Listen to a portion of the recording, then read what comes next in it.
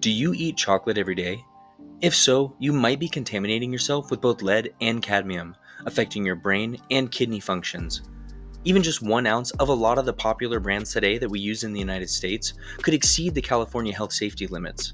We're going to look at 28 different brands that Consumer Reports did a lab study on, 23 of which completely failed. I'm Alex Arnold, and welcome to Arnie's Brain Train. Before we get going, I just want to cover a few things. First and foremost, this is probably the first time that many of you are seeing my face. So, for those of you that this is the first time, here I am. I'm real. I'm not an AI. That being said, I will still be using some AI imagery for a couple of reasons. One, it helps to kind of illustrate the story. Two, you don't have to look at my face the entire time. And three, some of the images are kind of funny to me, so I kind of want to keep them anyway. If it looks like I'm reading from a script or reading from something, I am referencing my outline. So I've given myself in this format a lot more room to riff and to kind of free flow. But bear with me, I'm still going to give you all of the good content, all the facts, all the analytics, and of course, everything is going to be listed in my sources in the description and in the pinned comment below. So check out everything, verify all those reports yourself, and without further ado, let's get going.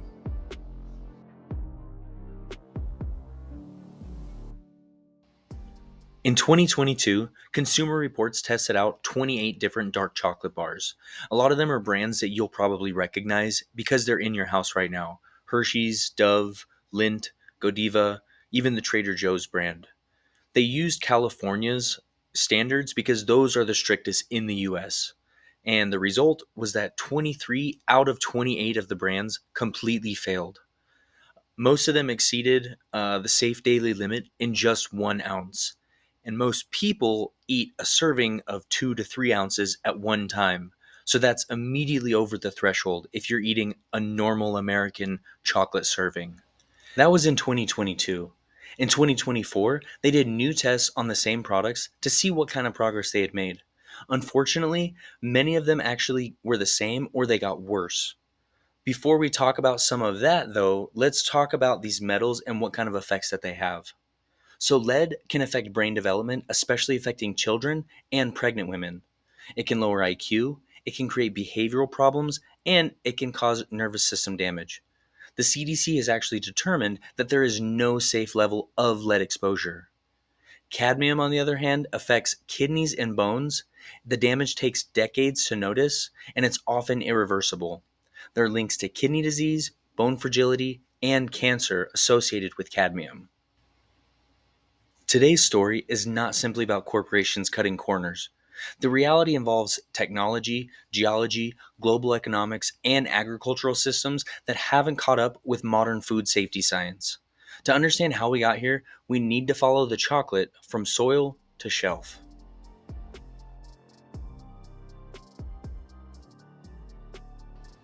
Heavy metals enter chocolate through two distinct pathways. First, there's the geological pathway. Cadmium naturally exists in volcanic soil, and cacao trees, just like all of the other plants in the area, will absorb it through its roots. Plants can't distinguish between good and bad minerals. Over time, there's something that scientists call bioaccumulation, and this is actually the same mechanism that accumulates mercury in fish and arsenic in rice. So one of the big issues is that most cacao grows in places like Ecuador, Peru, Central America, and places like that are heavily volcanic. So fertile volcanic soil equals great soil for cacao, but it deposits cadmium directly into the fruit. So you can't separate nutrients from the toxins without changing where you're actually growing the cacao.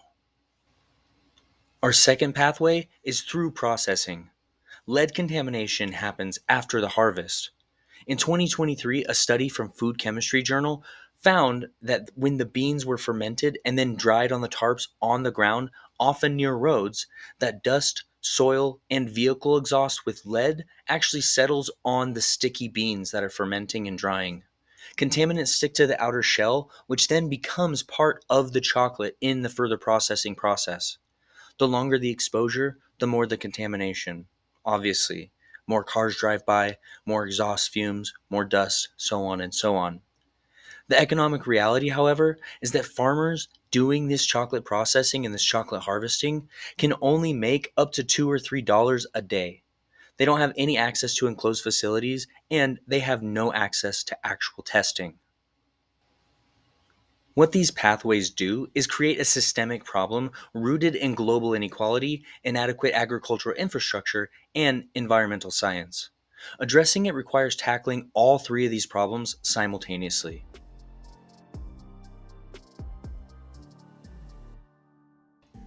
Now let's talk specifically about some of the brands that actually passed and failed. If you want to see that list in its entirety, check the sources in the description or in the pinned comment, and they'll be right there.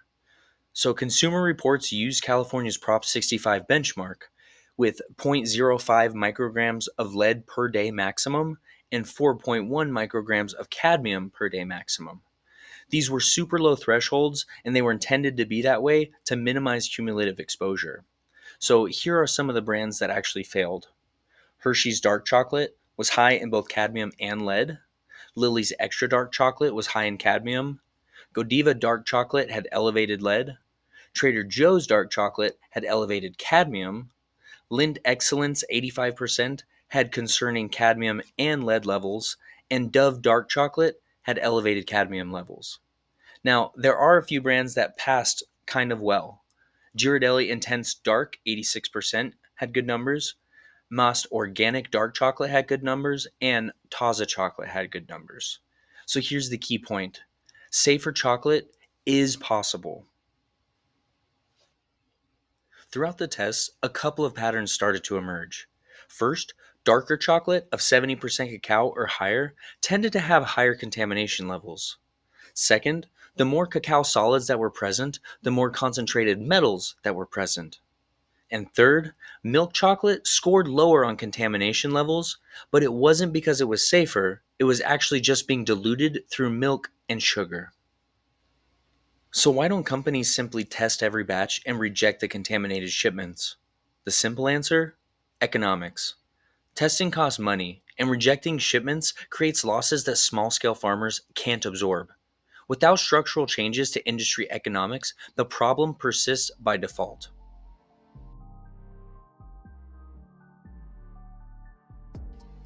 So, should you start to panic and throw out all your chocolate?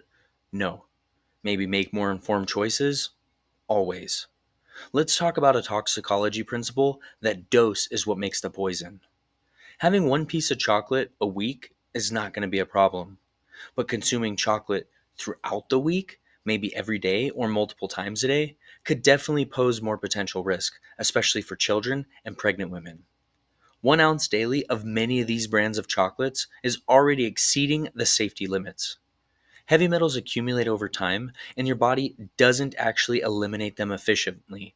So they build up over years and decades, and they don't cause problems immediately, but down the line, you might suffer some of the consequences.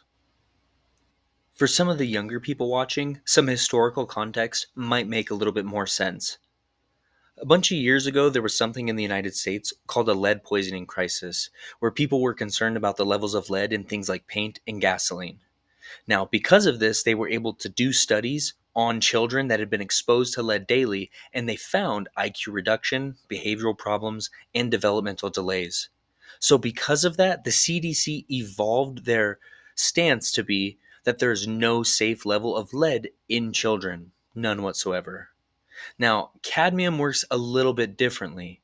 Cadmium concentrates in your kidneys, and it takes decades to actually show damage. The links are to kidney disease, bone fragility, and cancer. And the damage that cadmium causes is usually irreversible. So, why do we have this huge regulatory gap?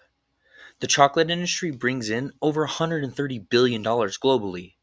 The FDA has no enforceable federal limits for lead or cadmium in chocolate, though. Why? California has limits, the EU has limits, but federally, the US has nothing binding. So why? Well, the answer is that chocolate equals a treat. It's not a staple food, so to the FDA, it's not actually a priority. Luckily, public pressure and independent testing are changing this landscape, but regulatory systems move slowly. The lag between scientific discovery and policy implementation often spans decades.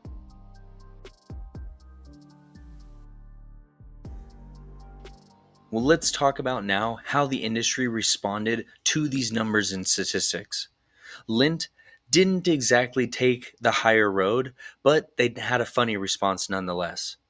Their initial response to the whole thing was basically denial. In 2023, a lawsuit was brought against them where they stated that the words that they use, excellence and expertly craft, were misleading customers into thinking that the chocolate was somehow better for them. Their legal defense, however, said that excellence was just puffery. It was marketing. It wasn't an actual claim. The translation: we never said it was safe. We just said it was excellent. Some of the other transparency issues that exist are some companies publish their testing, but most don't. So there's no way to know which bar was tested or when it was tested. There are batch to batch variations as well. So consumers end up being forced to kind of purchase blind. The ideal solution would mirror existing certification systems, organic or fair trade labels, but specifically guaranteeing low heavy metal content. Some companies are moving towards this direction, but industry wide adoption remains distant. International standards add yet another complexity layer. While the European Union enforces stricter standards on cadmium limits than the United States, companies sometimes reformulate products for different markets to meet local regulations. It's legal, but it raises equity questions. Why is chocolate sold in Berlin safer than chocolate sold in Boston?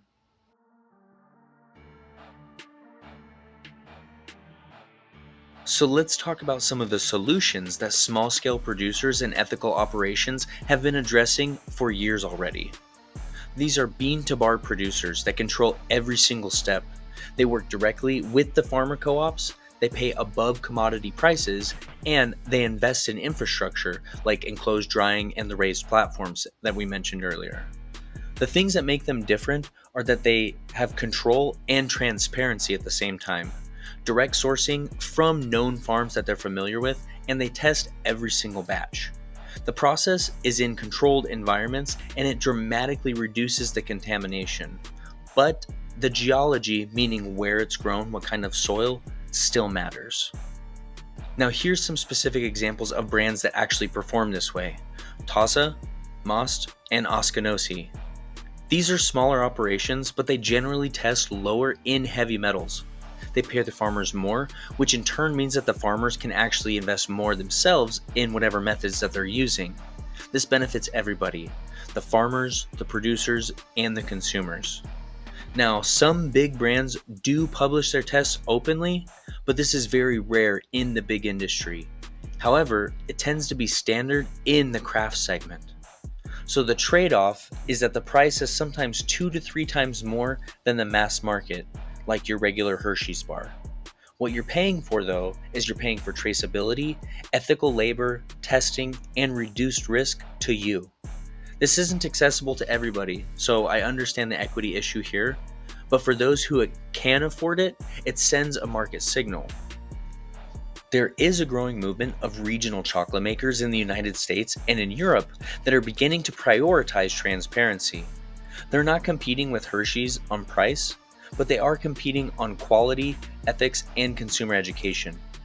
Some invite customers in to tour their facilities and to meet the farmers that they partner with directly.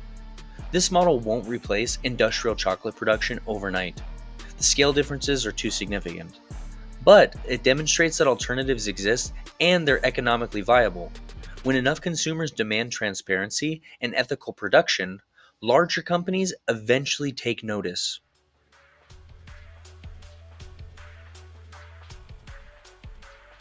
So, what are some of the actionable steps that you can take? Well, number one, you can choose your brand strategically. Look for my list in the description so that you can start opting for lower testing brands. Look for Ghirardelli, Most, and Tasa, all with lower numbers. You can support local and small batch who publish their results. And remember that milk chocolate has lower levels, but that's just because it's diluted. Number two, you can start to moderate your consumption. Do you have dark chocolate daily? Maybe you should consider reducing that a little bit. especially if you're a young child or if you're pregnant. Occasional treats will equal a minimal risk, but daily large servings will lead to accumulation. Number 3, you can diversify your antioxidants. I know a lot of health professionals, myself included, have been sucked into the circle of antioxidants. Well, chocolate has antioxidants. However, chocolate isn't really a heart health food. Some of the antioxidants that you really should be having are things like berries, green teas, nuts, vegetables. All these things are going to give you similar benefits without the added metals. Number 4, we can start to demand transparency. We can support local brands who publish their results. We can look for bean to bar traceability, and we can understand that consumer behavior drives corporate practice. Email, review, and ask questions on social media of all your favorite chocolate brands. Eventually, they'll start to pay attention. Number 5, stay current. Testings update regularly. Just because something was good 3 months ago doesn't mean it's good now. Consumer Reports refreshes their findings, so check in on those regularly as well. And independent labs continue their testing, so those are always changing. Contaminations are always going to fluctuate. There's always factors, the harvest, the region, the processing, so always be aware when you're looking at test results. And finally, number 6, we can research the bean origin itself. Artisanal single origin is going to be the best, so go ahead and investigate the source of the beans itself. West African beans are not guaranteed, but they tend to have lower cadmium levels as there's less volcanic soil in those regions. One important clarification for this section: don't assume that organic means safe. Organic certification addresses pesticide use and farming practices, not heavy metal content. Cadmium exists in volcanic soil regardless of whether the farming practices were organic or conventional methods.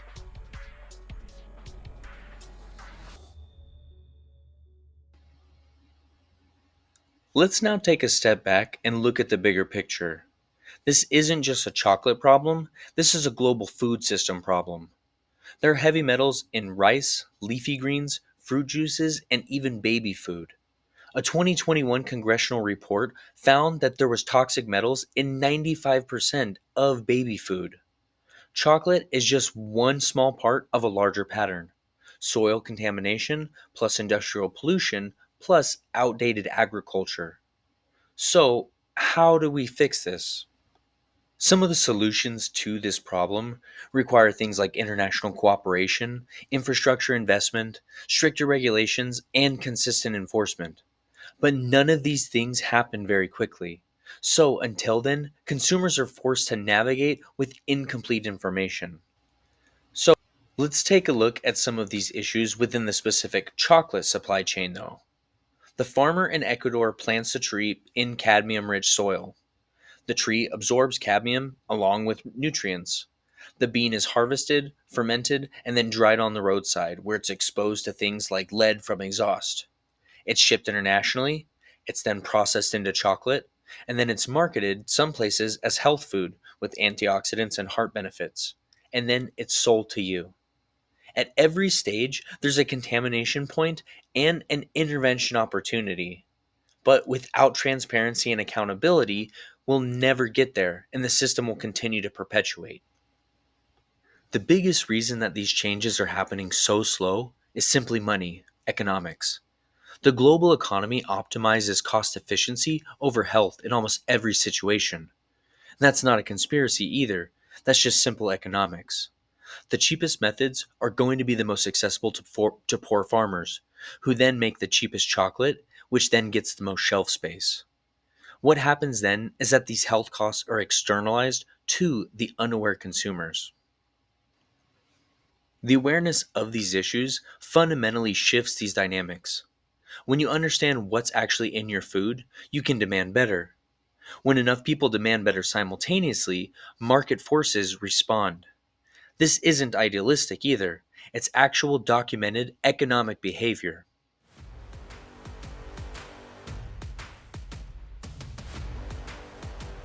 So let's put away our notebooks now and we can synthesize everything that we learned today. Heavy metals in chocolate are documented, measurable, and real. This isn't a conspiracy. Testing confirms contamination across several major brands. The two main sources of heavy metal contamination are cadmium from volcanic soil, which is natural, and lead from processing, which is human and infrastructure. Not all chocolate is equal. Some brands are safer, so that proves that it is achievable. Should you panic? No. Should we make informed decisions? Yes. This story connects agriculture, inequality, regulatory gaps, corporate accountability, and consumer behavior. Your chocolate bar equals a window into these global systems. So what did we actually learn from that? Well, we learned that nature isn't inherently safe. Volcanic soil is good with lots of nutrients, but it has cadmium in the soil that we don't actually want. We also learned that human systems amplify natural problems, inadequate processing, insufficient oversight, things like that. And finally, we learned that solutions need to address both nature and human problems. There are some bright spots though, and there are some reasons for optimism. First, we've seen that change is possible and demonstrable. Small producers prove that lower contamination numbers are achievable. With consumer pressure, we hope to see actual measurable results. Transparency does work, and science works when it's applied. The alternative path does exist. It costs more right now, but that premium pays for traceability, ethical labor practices, and reduced health risks for you. As more consumers choose that path, economics on scale will gradually shift.